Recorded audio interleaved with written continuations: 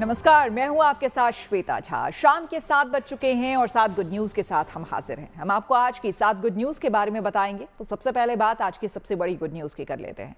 गणतंत्र दिवस आने वाला है, लिहाजा रिपब्लिक डे परेड की तैयारियां पूरी हो चुकी हैं। ऐसे में हमारी जो सबसे पहली गुड न्यूज है वो है अंतिम चरण में गणतंत्र दिवस की तैयारियां। आपको बता दें कि कर्तव्य पथ पर गणतंत्र दिवस की तैयारियां अपने अंतिम चरण में हैं। परेड की रिहर्सल के दौरान भारत की सैन्य ताकत और सांस्कृतिक विविधता की भव्य झलक देखने को मिल रही है। परेड में अनुशासन, शौर्य और रंग बिरंगी झांकियों ने देश की एकता और गौरव को जीवंत कर दिया है।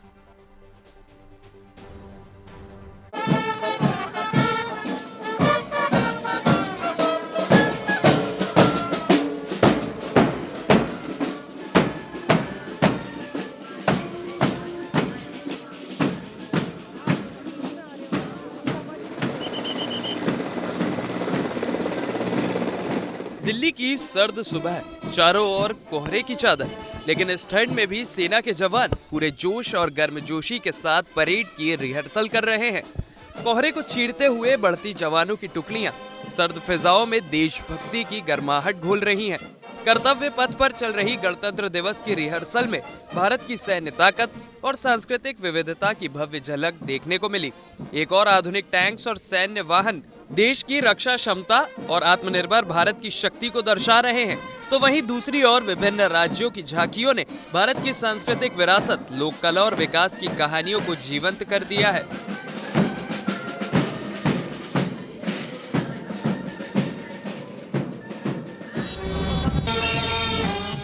गणतंत्र दिवस परेड में इस बार पहली बार सेना की रेमाउंट एंड वेटरनरी विंग के जानवर शामिल होंगे।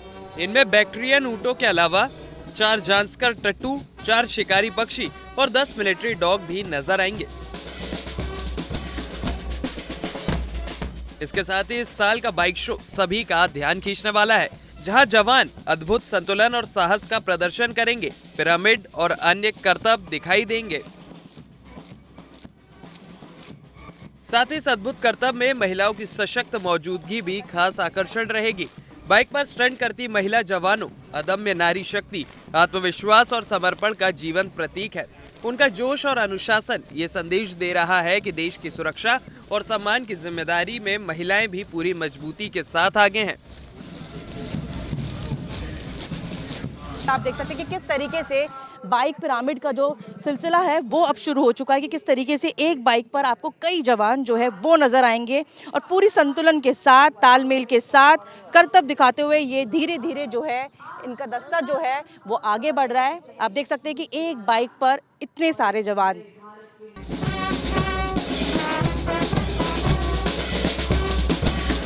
परेड में टैंक्स की गूंज, झांकियों की रंगीन झलक और बाइक शो की रोमांचक प्रस्तुतियों ने पूरी रिहर्सल को देशभक्ति और गर्व से भर दिया।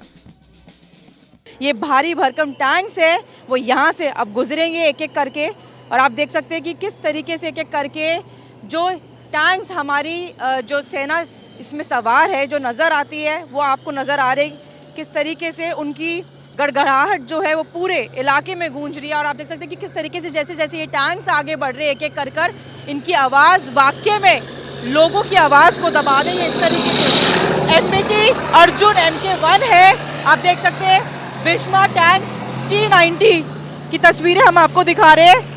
इस बार मुख्य परेड की थीम वंदे मातरम पर रखी गई है। परेड के दौरान कर्तव्य पथ पर जो झांकियां निकलेंगी उनकी थीम स्वतंत्रता का मंत्र वंदे मातरम, समृद्धि का मंत्र आत्मनिर्भर भारत रखा गया है। शानदार जो नज़ारा है वो 26 जनवरी का होगा, जब सभी भीड़ जो है वो यहाँ पर नजर आएगी और एक एक कर इसी तरीके से कुल 30 झांकियां जो है वो यहाँ से निकलेगी, जिसने लोगों का जो ध्यान है वो पूरी तरीके से खींचा हुआ है। 26 जनवरी के दिन भी यहाँ अनुशासन, समर्पण और शौर्य का ऐसा ही संगम देखने के लिए मिलने वाला है। दिल्ली से मनीषा लड्डा के साथ bureau report, good news today.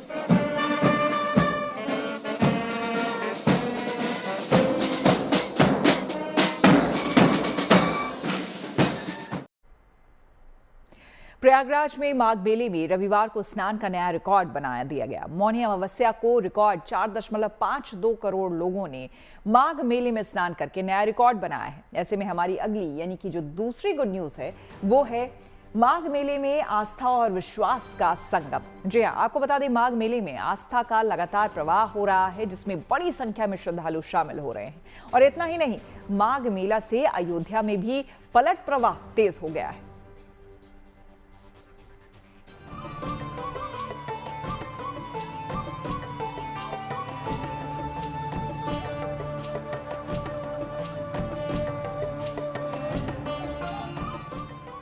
संगम की रेती पर आस्था और विश्वास का मेला लगा हुआ है।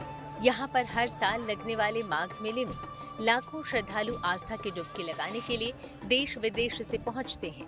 रविवार को मौनी अमावस्या को हुए पुण्य स्नान में भी बड़ी संख्या में श्रद्धालु यहाँ पहुँचे और उन्होंने पवित्र संगम में डुबकी लगाई। प्रयागराज प्रशासन के मुताबिक रविवार को 4.5 करोड़ से ज्यादा श्रद्धालुओं ने संगम में आस्था की डुबकी लगाई। ये 2013 में मौनी अमावस्या को प्रयागराज में उमड़ी भीड़ से भी ज्यादा थी, यानी कल प्रयागराज ने एक नया रिकॉर्ड भी बनाया। माघ मेला का मौनी अमावस्या का जो हमारा सबसे बड़ा स्नान पर्व था वो संपन्न हुआ। कल 4.5 करोड़ से अधिक श्रद्धालुओं ने यहाँ पर निर्विघ्न सकुशल स्नान किया, त्रिवेणी पे स्नान किया और माँ गंगा का आशीर्वाद प्राप्त किया। यहाँ पे पवित्र उन्होंने डुबकी लगाई और बहुत ही जो सारी व्यवस्था है वो हम लोगों की बहुत ही अच्छी रही और इसमें पूरी टीम का सहयोग रहा और विशेष रूप से मीडिया कर्मियों का सहयोग रहा। तो इसके लिए आप सब लोगों का बहुत बहुत धन्यवाद पूरी व्यवस्था मेंटेन करने के लिए। हर साल लगने वाले माघ मेले में लाखों श्रद्धालु आस्था की डुबकी लगाते हैं। आम आदमी स्नान के बाद दान करता है और साथ में सुख समृद्धि की कामना, तो वहीं साधु संत आशीर्वाद बांटते हैं। लेकिन इस त्योहार में त्रिवेणी मार्ग पर लगने वाले भूले भटके शिविर एक दूसरे से भूले बिछड़े लोगों को आपस में मिलाने का काम कर रहा है। आज तक इस शिविर ने 15 लाख से अधिक लोगों को, महिलाओं, पुरुषों, बच्चों को अपनों से जोड़ा है। माइक पर ऐलान करने वाले स्वयं सेवक निःशुल्क सेवा देते हैं। 20 साल से अधिक समय से एक महिला ऐलान करता आंखें नम करते हुए कहती है, भगवान की पूजा से जितनी शांति नहीं मिलती उतनी तो इन मिलनों को देखकर मिलती है। अच्छा है कि हम सेवा कर रहे हैं, यहाँ पे बोल रहे हैं, बिछड़ों को मिला रहे हैं, मन को शांति मिलती है। फिर गंगा मैया का आशीर्वाद है कि हमारे गले में इतनी ताकत दें कि हम बिछड़े हुओं को मिला सकें और वो सुकून से अपने परिवार के साथ अपने जाएं। इस कैंप की स्थापना राजा राम तिवारी ने की थी। आज उनके बच्चे उनकी इस विरासत को संभाल रहे हैं। वो मेले में बिछड़े लोगों को खाना पानी देते हैं, यहाँ तक कि वो उनको घर जाने के लिए पैसा तक मुहैया कराते हैं। सेवा उन्होंने लगातार 70 वर्षों तक किया।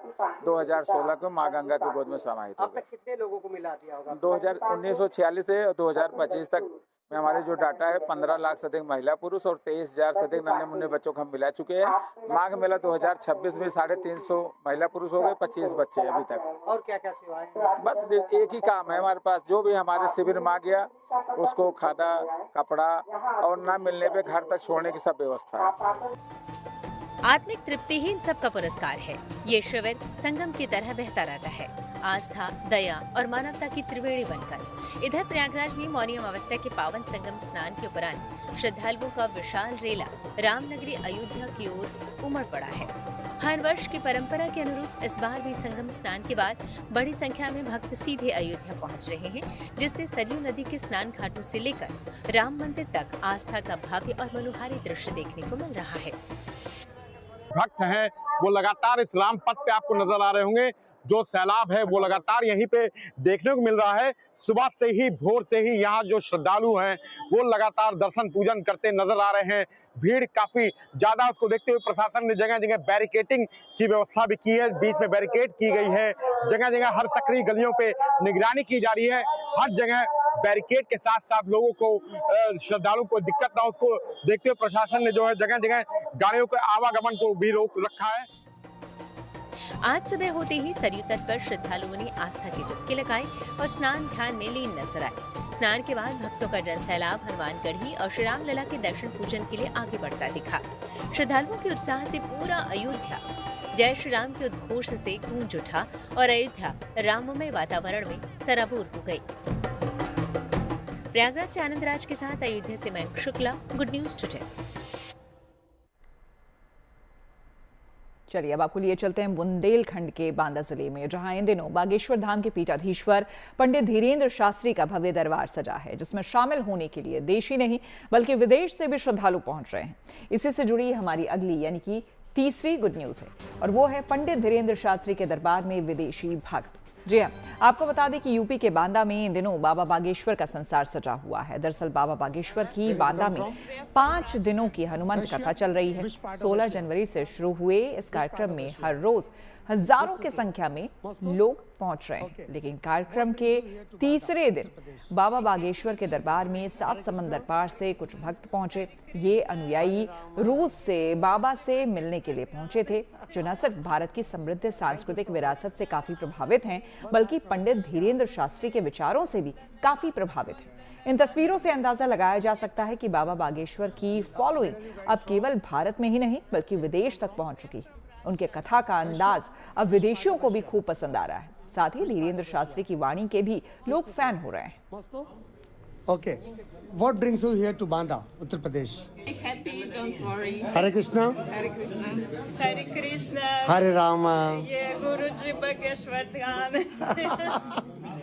Thank you so much. Namaste. One last namaste. और कश्मीर के ऊंचाई वाले इलाकों में बर्फ का साम्राज्य है। वहीं भारतीय सेना ने खुद जम्मू कश्मीर में विंटर टूरिज्म को बढ़ावा देने के लिए बीड़ा उठाया है। सेना की राना बटालियन ने गुरेज इलाके में विंटर टूरिज्म को बढ़ावा देने के लिए खास पहल की है। इसी से जुड़ी हमारी अगली यानी कि चौथी गुड न्यूज है, और वो है शीतकालीन पर्यटन को बढ़ावा देने की सेना की पहल। आपको बता दें कि सेना की ओर से यहाँ के बख्तूर इलाके में स्की ट्रेनिंग कैंप का आयोजन किया गया है, ताकि स्थानीय युवाओं को इसकी ट्रेनिंग दी जा सके। इससे न केवल स्थानीय लोगों को रोजगार मिलेगा, बल्कि ये सैलानियों के लिए भी मददगार साबित होंगे।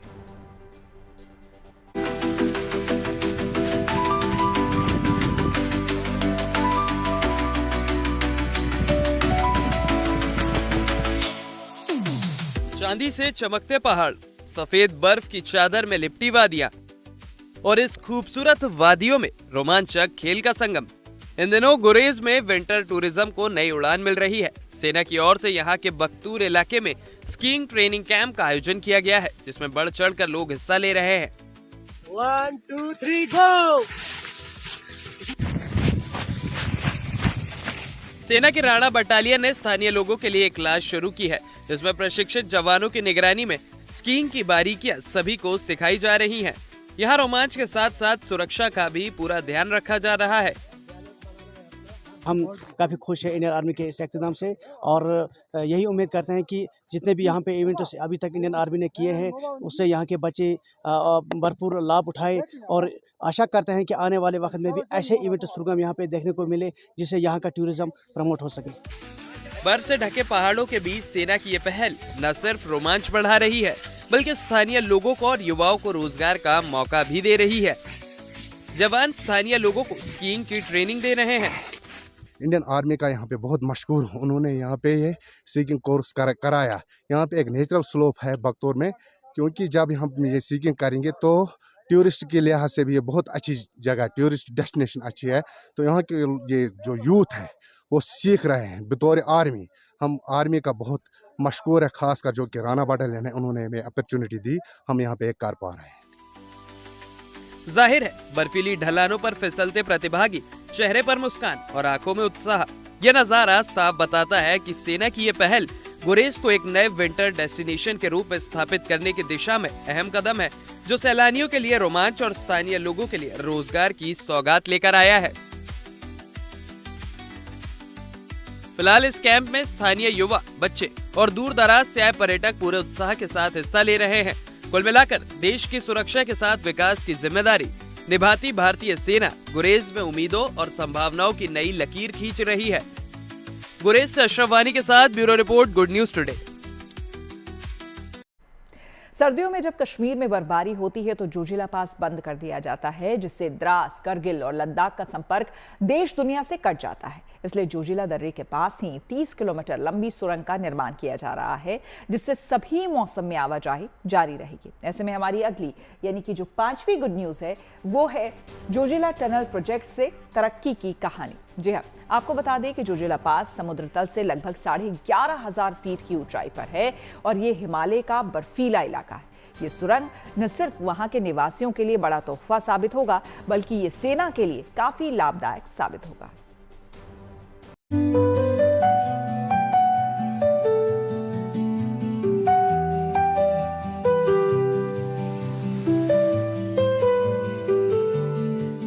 जोजिला, जो ठंड में डर का पर्याय बन जाता था, वो अब विकास की उम्मीद बनने वाला है।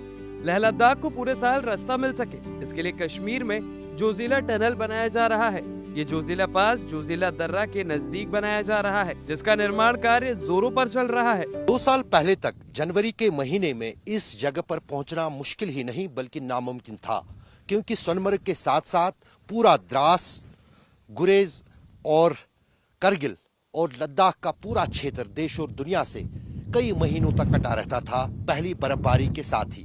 लेकिन जोजिला टनल बनने से का जो पहला फेज है सोनमर्ग टनल, वो पूरी हो जाने के बाद अब साल में लगभग पूरे साल जो है ये रास्ता खुला रहता है। कारगिल और लद्दाख के लोगों के लिए यह सुरंग सिर्फ कंक्रीट और लोहे की संरचना नहीं है, बल्कि उम्मीद की वो किरण है जो उनके जीवन को आसान बनाने में मदद करेगी।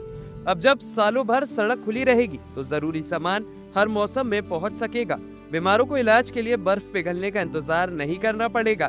पर्यटन को नई उड़ान मिलेगी। राष्ट्रीय सुरक्षा के लिहाज से भी ये सुरंग भरोसेमंद साबित होगी। इसके बन जाने से सैन्य साजो सामान की ढुलाई आसान हो जाएगी।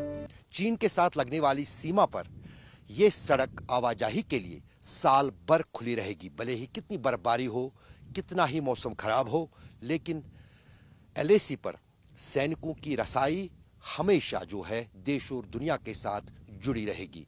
लंबे समय से कारगिल, द्रास और लद्दाख के लोगों की मांग जोजिला सुरंग बनाने को लेकर थी। अब जोजिला सुरंग बन जाएगी तो इस पूरे क्षेत्र की तकदीर बदल सकती है। लोकल बुखारी जिसे कहते हैं या चूल्हा वगैरह इस्तेमाल करते हैं, उसके लिए जो लकड़ी का इस्तेमाल है वो बहुत टाइम पहले ही यहाँ पे करना पड़ता है, क्योंकि 6 महीने का जो विंटर टाइम होता है वो यहाँ के लोगों के लिए काफ़ी टफ होता है। पहाड़ के नीचे बनी ये सुरंग बर्फीले तूफानों, भूस्खलनों और कठोर सर्दियों से बेअसर रहेगी। इसके पूरा होते ही साल भर सुरक्षित आवाजाही संभव होगी। जहां पहले घंटों का डरावना सफर था, वहां आसान और सुरक्षित यात्रा होगी। जोजिला टनल जो है बिल्कुल इस पहाड़ के नीचे से, यानी इस सड़क के नीचे से जाती है और साल के किसी भी मौसम और किसी भी हिस्से में इस टनल के जरिए लद्दाख और करगिल क्षेत्र देश और दुनिया से जुड़ा रहेगा, जो आम लोगों के साथ साथ सेना के लिए भी वर्धमान और वरदान से कम नहीं होगा। जोजिला पास जम्मू कश्मीर की राजधानी श्रीनगर से करीब 100 किलोमीटर और सोनमर्ग से 15 किलोमीटर की दूरी पर स्थित है। उम्मीद की जा रही है कि ये पास इस साल के अंत तक बनकर तैयार हो जाएगा।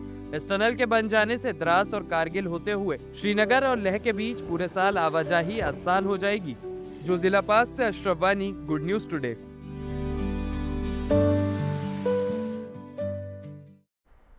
बढ़ती सर्दी के बीच मोहाली का रैन बसेरा गरीबों के लिए बड़ा सहारा बना है। यहाँ का रैन बसेरा न केवल सभी सुविधाओं से युक्त है, बल्कि ये बेघरों को गर्माहट और सम्मान भी प्रदान कर रहा है। ऐसे में हमारी अगली यानी कि जो छठी गुड न्यूज है वो इसी से जुड़ी हुई है। ठंड में बेसहारों का सहारा मॉडर्न रैन बसेरा। जी हाँ, देखिए पंजाब में जैसे जैसे सर्दी बढ़ती जा रही है, SAS नगर यानी कि मोहाली नगर निगम एक बार फिर से बेघरों को सुरक्षित आश्रय प्रदान करने के लिए आगे आया है। यहाँ स्थित ऐसी ही स्थिति जैसी है, ऐसे में ये रैन बसेरा ना होकर बल्कि किसी होटल की तरह आपको महसूस होगा। दरअसल यहाँ पर रहने वाले बेघर व्यक्तियों के लिए इतने इंतजाम किए गए हैं जिससे इन्हें एहसास होता है कि ये किसी होटल से कम नहीं। नगर निगम फेज 6 स्थित इस आश्रय में 3 विशाल हवादार हॉल में 42 बिस्तर हैं, जिनमें अटैच्ड बाथरूम है। ठंड से राहत पाने के लिए यहाँ पर अधिकारियों ने 5 ब्लोअर और 5 गीजर लगाए हैं और निवासियों को आराम से सोने के लिए नई चादरें, रजाई, कंबल और गद्दे उपलब्ध कराए। स्वच्छता और सुरक्षा के लिए हर चीज को नए सिरे से रंगा गया है, मरम्मत की गई है और उसे आधुनिक रूप दिया गया है। इन सारी चीजों से बेघरों और जरूरतमंदों को एक गर्म, स्वच्छ और सम्मानजनक स्थान मिल गया है। की ठंड पड़ रही है उत्तर भारत में। इस वक्त हम मोहाली के एक शेल्टर होम में हैं। अगर एक नज़र देखें तो आपको लगेगा किसी होटल के बाहर खड़े हैं हम, लेकिन ये है लाइटिंग, आपको शीशे नजर आ रहे होंगे, पर्दे नजर आ रहे होंगे, लेकिन जो सुविधा बाहर से नजर आ रही है वही सुविधा अंदर भी है। आपको अंदर ले चलते हैं हम, और आते ही अंदर पहले आपको लॉकर रूम नजर आएगा और दूसरी ओर आपको नजर आएंगे यहाँ पर कितने सारे लोग हैं वो इस वक्त बैठे हुए हैं क्योंकि ठंड है। आहिस्ता आहिस्ता यहाँ पे आप देखेंगे कि बूढ़े भी हैं, बच्चे भी हैं। 3 कमरे हैं और आपको बता दें कि 42 लोग आ सकते हैं। महिलाओं के लिए, पुरुषों के लिए अलग कमरा है। ये यहाँ हमारा 6 फेस में नाइट शेल्टर जो बनाया हुआ है, जो होमलेस हैं ये वहाँ आके रुकते हैं। टोटल यहाँ 42 बेड का ये बना हुआ है। यहाँ पे किचन फैसिलिटी है, जो कि अपना खाना बनाना चाहता है यहाँ बना सकता है। नगी तो साथ में गुरुद्वारा साहब हैं, वहाँ से खाना आ जाता है। यहाँ से केयर टेकर हमने 6 बंदे यहाँ रखे हुए हैं। मुंबई में फिल्मी कलाकारों के इलाज के लिए एक महा आरोग्य शिविर का उद्घाटन किया गया, जहां फिल्मी दुनिया में काम कर रहे हर फील्ड के आर्टिस्ट और उनकी फैमिली का मुफ्त उपचार की व्यवस्था की गई। ऐसे में हमारी 7वीं और आखिरी गुड न्यूज इसी से जुड़ी है। फिल्मी कलाकारों के मुफ्त इलाज के लिए कैंप।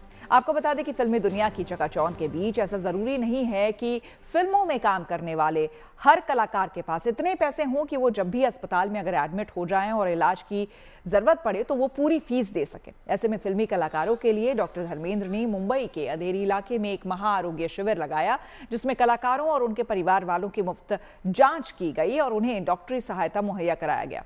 खास बात यह रही कि इस शिविर में बॉलीवुड अभिनेत्री शिल्पा शेट्टी और अभिनेता तुषार कपूर भी शामिल हुए। तुषार कपूर ने इस कार्य के लिए डॉक्टर धर्मेंद्र को धन्यवाद दिया। इस आरोग्य की अगुवाई करने वाले डॉक्टर धर्मेंद्र सालों से फिल्मी कलाकारों और उनके परिवार वालों के लिए डॉक्टर 365 नाम से काम कर रहे हैं। महा आरोग्य शिविर 2026 में आकर मुझे बहुत अच्छा लगा, बहुत सुकून मिला, क्योंकि यहाँ मतलब ये वातावरण इतना पवित्र था और इतना अच्छा कार्य कर रहे हैं धर्मेंद्र कुमार जी फिल्म इंडस्ट्री के वर्कर्स के लिए, मतलब सेल्फलेसली, मतलब कोई मुनाफा ना देखते हुए बस दूसरों की खुशहाली के लिए, दूसरों की सेहत के लिए, दूसरों की भलाई के लिए। जो यहाँ आज मैंने काम देखा उससे मन शांत हो गया। जब कहीं भी अच्छी पॉजिटिव चीजें होती है तो आपका दिमाग, आपका दिल सुकून से भर जाता है, आप खुश हो जाते हैं, शांत हो जाते हैं। बॉलीवुड के वर्कर को स्वस्थ रखना, अच्छी फिल्में बनाने के लिए उनको स्वस्थ रखना बहुत जरूरी चीज है। तो ये हमने बीड़ा उठाया है कि जितने भी वर्कर है, काम करते हैं, उनको हर बीमारियों का, हर डॉक्टर के सपोर्ट से। इसमें अच्छी बात है कि लीलावती, नानावती, बॉम्बे हॉस्पिटल, जसलोक, ब्रिजकंडी, वखाट, सभी हॉस्पिटल के डॉक्टर ने पार्टिसिपेट किया है, ताकि सब चाहते हैं कि बॉलीवुड के वर्कर जैसे तुषार जी फिट हैं वैसे ही सारे के सारे लोग फिट रहें, और हमारी कोशिश है कि हम सबको फिट करके छोड़ेंगे। तो इसी के साथ 7 बजे 7 गुड न्यूज में मेरे यानी कि श्वेता झा के साथ फिलहाल इतना ही। देश दुनिया की तमाम पॉजिटिव खबरों के लिए आप देखते रहिए गुड न्यूज टुडे।